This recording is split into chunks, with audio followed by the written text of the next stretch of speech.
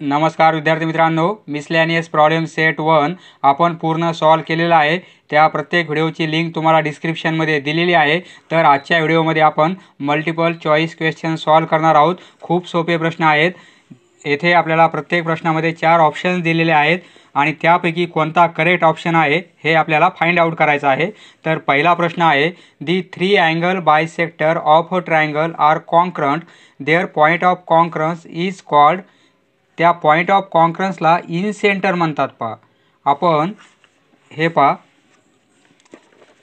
Page number 2 वर येथे दिलेला आहे दी अँगल बायसेक्टर्स। या ट्रायंगलमधील हे अँगल बायसेक्टर आहेत, बरोबर आहे, आणि ते एका पॉईंटमध्ये इंटरसेक्ट झालेले आहेत।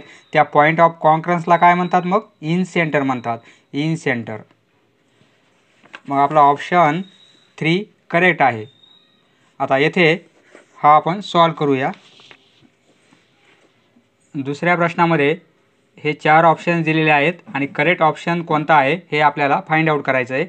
तर 3/7 याचा पॉवर दिलेला आहे -3 आणि या पॉवरचा पॉवर दिलेला आहे पहा 4। तर आपण असं लिहू शकतो 3/7 हा पॉवर -3 आहे। पॉवरचा पॉवर असल्यामुळे आपण पॉवरचा मल्टिप्लिकेशन घेतो, कारण आपल्याला हा इंडायसेसचा रूल माहीत आहे। a⁻m असेल आणि पुन्हा पॉवरचा पॉवर असेल तर आपण काय करतो, a चा पॉवर m × n याप्रमाणे दोन्ही पॉवरचा आपण मल्टिप्लिकेशन घेतलेला आहे। तर आता हे 3/7 4 × -3 म्हणजे -12 होतील, बरोबर आहे। आता याला आपण असं लिहू शकतो, हा पॉवर मायनस आहे, तो आपल्याला पॉवर जर प्लसमध्ये करायचा असेल तर आपल्याला याचा रेसिप्रोकल घ्यावा लागतो। म्हणजे हे काय होईल, 7/3 होतील। न्यूमरेटर डिनॉमिनेटरला येईल आणि डिनॉमिनेटर न्यूमरेटरला जाईल आणि हा पॉवर मग प्लस होईल, बरोबर आहे। कारण आपला फॉर्म्युला कसा आहे, a/b याचा पॉवर जर -m असेल तर हा पॉवर प्लस करण्यासाठी आपण a/b चा रेसिप्रोकल घेतो, म्हणजे b/a होईल आणि हा पॉवर -m आहे तर +m होईल। त्याप्रमाणे पॉवर -12 आहे तर आपण पॉवर +12 घेतलेला आहे आणि याचा रेसिप्रोकल घेतलेला आहे, बरोबर आहे। हा ऑप्शन आहे का आपला 7/3 आणि पॉवर 12 हा ऑप्शन आहे, म्हणजे option number 3 is correct answer. Next, येथे आपल्याला याचा सिम्पलेस्ट फॉर्म काढायचा आहे। तर आपण काय येतो पाहू।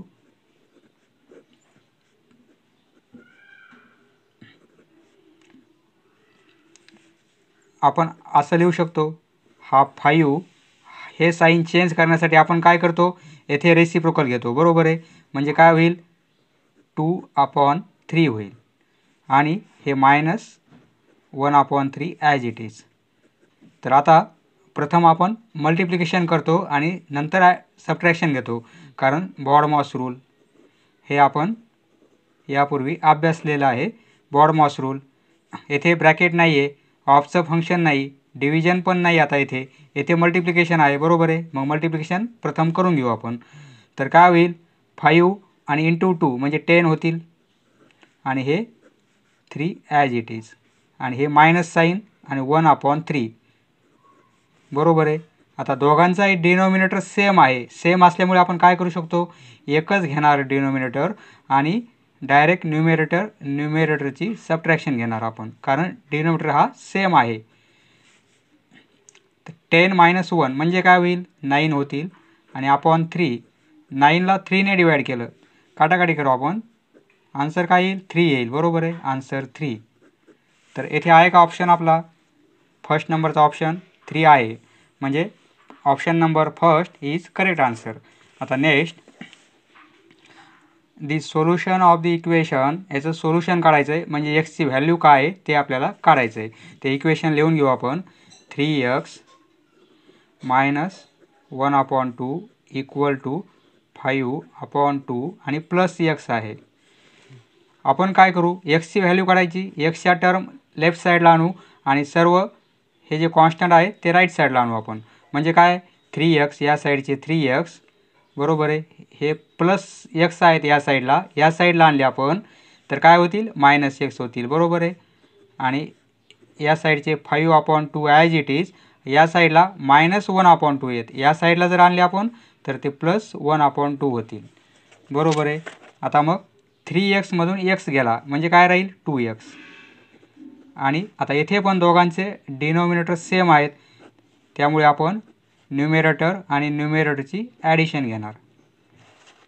देअरफॉर 2x = 5 + 1 म्हणजे 6 आणि अपॉन 2 होतील, बरोबर आहे. देअरफॉर 2x = ही काटाकाटी करू, 6ला 2ने डिवाइड करू म्हणजे आन्सर काय येईल 3 येईल, बरोबर आहे. 3 आपल्याला x ची व्हॅल्यू काढायची, त्यामुळे x = 3 आणि हे 2 या साईडला डिव्हिजनमध्ये येतील कारण येथे मल्टिप्लिकेशनमध्ये आहेत, म्हणजे x ची व्हॅल्यू किती येईल 3/2. तर ऑप्शन दिलेला आहे का 3/2 आहे, म्हणजे option number 4 is correct answer. हे आपलं आन्सर येईल. नेक्स्ट येथे आपल्याला हे 4 एक्सप्रेशन दिलेले आहेत, त्यापैकी कोणत्या एक्सप्रेशनची व्हॅल्यू 37 येईल हे आपल्याला फाइंड आउट करायचं आहे. तर हे सॉल्व करू आपण. काय होईल 10 × 3 म्हणजे काय होईल 30 होतील, बरोबर आहे. आणि +5 + 2 म्हणजे 7 होतील. याचा आन्सर काय येईल 30 + 7 37 येईल. हेच आपल्याला पाहिजे होतं 37, म्हणजे हा ऑप्शन आपला करेक्ट आहे. Option number 1 is correct answer. हे आन्सर काय होईल हे 40 होतील आणि +5 - 3 म्हणजे 2 होतील. हे आन्सर काय येईल 42. हे काय येईल 32 + 3 हे 35 येतील आणि हे काय होतील 27 + 2 म्हणजे 29. आपल्याला किती पाहिजे 37 याचा आन्सर येते, बरोबर आहे. 37 म्हणजे option number 1 is correct option. बाकी ह्या तिन्ही एक्सप्रेशनचा आन्सर 37 येत नाही आहे. समजलं मित्रांनो, धन्यवाद. पुढचा व्हिडिओ पाहण्यासाठी चॅनल सबस्क्राईब करा. धन्यवाद.